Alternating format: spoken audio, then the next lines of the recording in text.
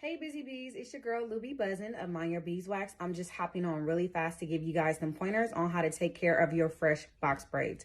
So for the first week or two, you only want to sleep at night in your bonnet, okay? Make sure it's a large enough bonnet to put all of your braids in, however it's styled. But you also want a larger bonnet to make sure that there's no extra tension around your edges. If there's extra tension from you pulling them up or down and having something extra tight on them, you can start to thin out your edges, and that's not what we want.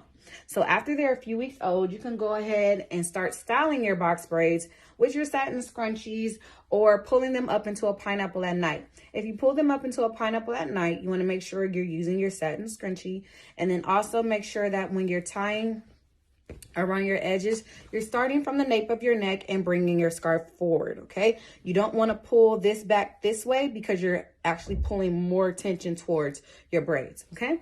So that's all I have for you guys today. Hope you guys enjoy. Go ahead and grab your bonnet. And also, ladies, please remember to moisturize your braids, your scalp, and the shaft of your braids.